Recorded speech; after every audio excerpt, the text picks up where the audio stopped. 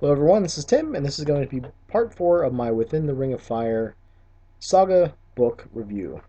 So, the remaining parts of the book, Chapter 4 is extras, and that's like NPCs and other games, basically for minor NPCs, and there's also a quick and dirty catalyst creation optional method for making characters. And that can also provide lower powered characters if you think the characters from the normal method are a little bit overpowered. So if I ever ran this game, I think I'd probably try that first and see how that would go. Chapter 5, advantages, and these are like feats in like D&D, and they have costs from number like 1 to 5. Some of them have requirements, so you have to read the descriptions, and some are only given to specific species. So depending on what species you have, you can pick certain ones and not others perhaps. There are many of them, but there are still a lot more in the other within the Ring of Fire books, so check those out. Chapter 6 is imperfections, and these are like flaws in other systems. And they also range in 1 to 5 points, but whenever you take an imperfection, you get that many points to spend on advantages. And you can only do that at character creation, so when you're making your character, think about that. Chapter 7 is skills, and these range from 0 to 15. And at 0, they have a -4 penalty, just showing that you don't have any clue as far as that specific skill and how to do anything. When you're 0 status or at character creation, you are limited to 5 grades, and that's like ranks in D&D skills. You start with skill ranks and basically get more at higher status, and I talked a little bit about that in the last video. Fortes give you a bonus when they apply to the skill that they are associated with, so they're like skill specialties. A forte gives you a bonus of +1 for every 5 grades or ranks you have in a skill. Andrew mentioned that you do not need to roll a skill if your bonus before rolling exceeds the target number of the task, so that leads to less dice rolling. The actual skills themselves is a nice, pretty extensive list, kind of reminded me of Rollmaster a little bit. There are academics, acrobatics, artist, athletics, barber, blacksmith, bowyer, carpenter, conditioning, and that affects like the health gauge, culinary, diplomacy, evade, that increases defense capacity and defense, farmer, guile, handle animal, insight, intimidate, jeweler, leatherworker, mason, mechanic, meditation, minstrel, occult, outdoorsman, perception, poison maker, ride, sing, sleight of hand, speak language, and all the language of the setting are included there, which is nice. Spelunker, stealth, streetwise, theology, waterman, that's like sailing and navigation, and weaver. And there's lots of crafts listed in there, and I think that's because some of the economic systems deal with like barter and trade, and some of the skills actually can help you with like your armor if it's falling apart from all the damage that has been done to it. So it's quite an extensive list of skills to deal with, and like I said, each of them have their own sort of specialties. Boost. This is probably a critique of the game. They are not very well defined in the actual book. They are, but it took me a while to figure out how they work and what's going on with them. I had to go to the Raw Mercer thing and just double check the Facebook group. But boosts are the default number to get one is 5, and that is 5 above the target number or 5 above the opponent's roll. So if you're rolling against someone and you get 5 above them, you got a boost. And a boost, like especially in combat, for every boost you have gives you like an additional damage, and other things have various things that you get if you get a boost. Like I think if it's like 3 over, you get 3 boosts in combat, you start to damage their armor, things like that. So just remember that a boost is 5 usually over the target number or an opponent's roll. For some of the weapons, the boost number is higher. Like I think the pick was 7. So just look for those little differences in the game. The next section is talks about like passions, and that's hate, love, and piety. And as I mentioned before, they go from 0 to 15. You get those through like role playing and through the campaign. And piety measures your faith, and each ritual requires its own forte. And I believe that is talked about a little bit more in 77 Thrones. Chapter 8 is weapon skills. And I like that there's lots of images of the weapons. It's kind of like weapon porn, you know. It also reminded me of the Conan RPG, which I know Andrew is fond of, and I really like the spread of weapons that was in that game. And I think in the Conan RPG they're all covered in blood. So, but weapon groups are about like skills, and those weapon groups are axes, bows, crossbows, brawl, chains and whips, crushing, light blades, projectiles, spears, and swords. And as I mentioned before, every boost gives you an additional damage with these weapons.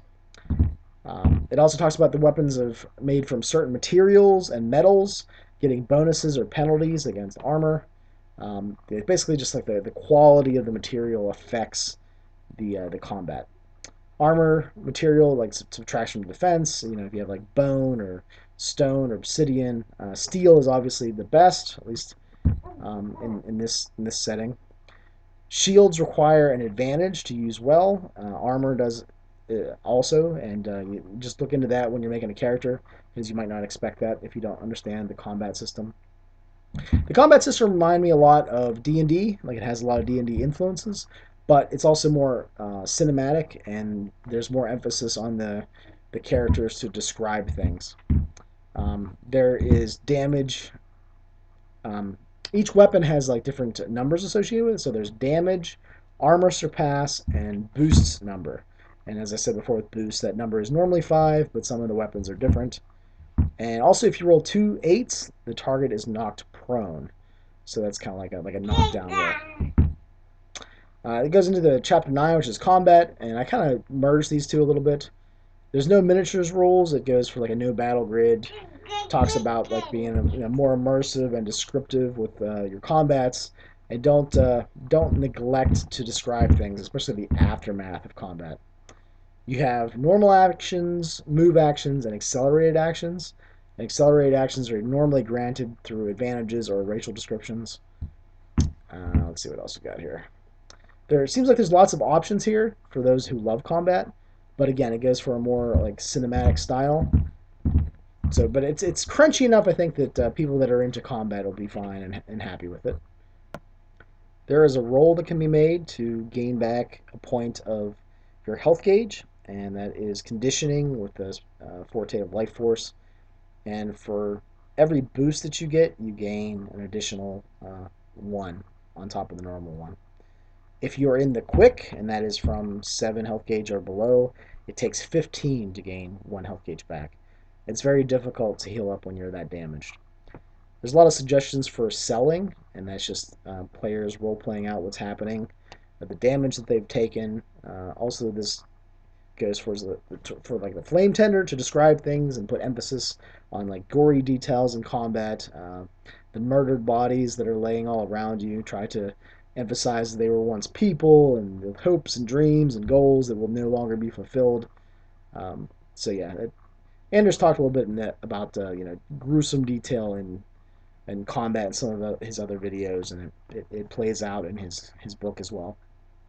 Chapter 10 is poison and disease, and when a subject is poisoned, they have a conditioning poison roll against either the poisoner's skill every round, scene, or day. And sometimes there's just a target number. You either make the roll or your stat slowly reduces to 0, and stat damage recovers at 1 point per day. There are different results for the various stats being reduced to 0. If vigor is reduced to 0, you die, but there's like paralyzation and you just gibber and stuff like that if your intelligence is reduced. There's paralyzation as well. This is one of my favorite things about the book. Diseases are flesh infected with demonic spirits. So it's going with like a more of like a medieval type idea about what diseases are. So those that are infected make a conditioning disease roll versus a target number or against the demon attempting to infest the subject. And I think that would be great to as sort of like a plot hook. Try to either rid yourself of demons that are infecting your skin or your lungs or whatever, or coming into a town that's like there's lots of people that are infested. So it brings a sort of a dark, like occult flavor to disease and sickness, and I really like that a lot. And specific poisons and diseases are listed. Chapter 11 is divinities. And again, there's the 77 Thrones book, but this goes into more of the popular gods that are worshipped by the species of Cavega thale, and that's the name of the setting.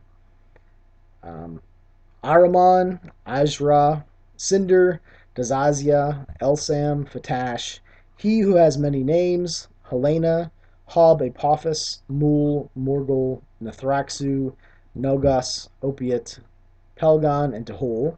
Those are some of the main gods that are talked about.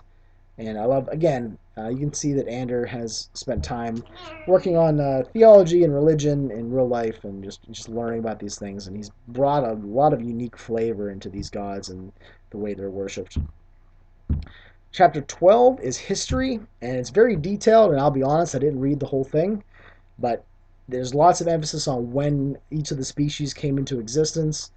You know, there's lots of details in there about like when things happened. This place is doing that, and so on and so forth. So those that are really into history, I think I'll dig this section. Chapter 13 is the geography of Cavega thale, and that actually means joined by time and bound by fire.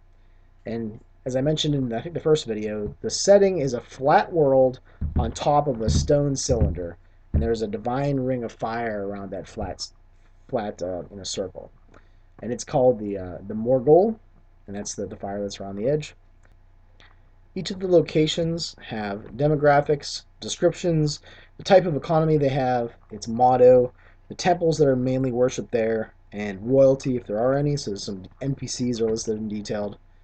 Some have further sites of interest that can be explored or traveled to, and there seems to be enough information in all of these various areas to start a campaign there. So the setting seems ripe for many different types of campaigns with very different species and combinations of species. And really, there's enough here. I think you can play within the Ring of Fire for years. Chapter 14 is Other Worlds, and there are 7 main sort of worlds or planes that, like I would call them, in this setting. So the Fleshlands, also called Cavega thale, is like the material plane, the mortals realm, and that's one of the 7. There's other ones: the Dreamlands, the Island of Freedom, the Island of Order, the Land of the Dead, the Other Side of the Mirror, and the Outer Darkness. Each one has a small blurb, but each seems interesting, and there's lots of room there for like flame tenders to do their own thing in these various places. You can add your own details and put your own spin on things. I think my favorite one, however, is the Other Side of the Mirror. And the only light source in this place is the light coming from all the mirrors that are all over the place. So I'm picturing this dark place with like the light rays coming from the mirrors. What's also cool about this world or plane is that all of these mirrors are portals to other places. At the end of the book, there are some useful appendixes. The first one is Appendix A, calendar, which has 77 days per cycle, and as I mentioned before, 1 day is associated with each god or goddess, and as we'll see in Appendix B, the light changes on every day. So Appendix B is the illumination chart, and light varies. The amount of hours of daylight changes drastically. Some days have no light, some days have all light, so you really need to look into the details of that and how it all works. I love that this is included. I think calendars are something that are often forgotten about. It also makes the passage of time significant. So if you wait another day to do something, the light might not be there, or it might be short, or just very different. So check that out. There's a character sheet. It's 2 pages. It's clear. It has everything you need to play on it, and it's wreathed in flames, so that's nice. And in the back, there's a map on 1 page, where the map at the beginning of the book is on 2 pages and kind of split in the middle. So this would be easier to print out from a PDF or possibly photocopy if you have the book. I wanted to mention that Ander has a deal. So if you want to try to contact him directly, he can get you a deal on the PDFs. I believe it's like $75 for everything that'll ever be put out for Within the Ring of Fire. So check him out. I'll make sure to put him down in the links below. But as I mentioned before, Ander gave these PDFs to me. I have all the Within the Ring of Fire PDFs available. I just need to read them and try to get a review done. But sorry if this was too long. Hopefully you enjoyed it. Check out all the links down below for ways to contact Ander or get Within the Ring of Fire for yourself. So thanks for watching, and hopefully in the near future I'll have more reviews for the other Within the Ring of Fire books. Alright, thanks. and I'll talk to you later.